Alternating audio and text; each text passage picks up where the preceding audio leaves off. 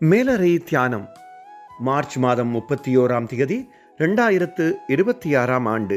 எழுதியிருப்பவர் Ryan W, Michigan, USA. தலைப்பு: ஒருவரில் ஒருவர் அன்பாயிருங்கள்.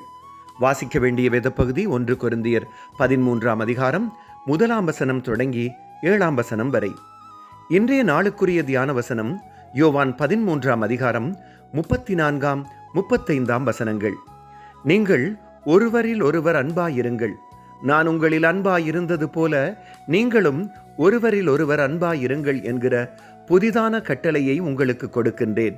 நீங்கள் ஒருவரில் ஒருவர் அன்புள்ளவர்களாயிருந்தால் அதனால் நீங்கள் என்னுடைய சீசர்கள் என்று எல்லாரும் அறிந்து கொள்வார்கள் என்று இயேசு சொன்னார். எனது வாழ்க்கையில் கடவுளில் நான் வைத்திருக்கும் நம்பிக்கைக்கும் கிறிஸ்தவ திருச்சபைக்கும் போராட்டம் இருந்ததால் இடைக்கிடை ஊழியத்தை விட்டு விலகியிருப்பேன். சபைகளிலே நான் காணும் சில விடயங்களினாலேதான் அதிகமான போராட்டங்கள் ஏற்பட்டிருக்கின்றன. நான் சேவித்த சபை மக்களின் வாழ்வில் ஒரு ஒழுங்குமுறை இருக்கவில்லை. அந்த சபைகளில் ஏதோ ஒன்று காணாமற் போயிருக்கிறது என்று நான் உணர்கிறேன். மக்கள் எல்லா விடயங்களிலும் மிகச் சரியாக இருக்க வேண்டும் என்றோ அல்லது தங்களை ஒரு குறிப்பிட்ட அளவு சரிப்படுத்திய பின்னர்தான் தன்னை பின்பற்றலாம் என்றோ இயேசு சொல்லவில்லை. மாறாக மக்கள் இருந்த இடத்திலேயே இயேசு அவர்களை சந்தித்தார். இப்போதும் அப்படித்தான் செய்கிறார்.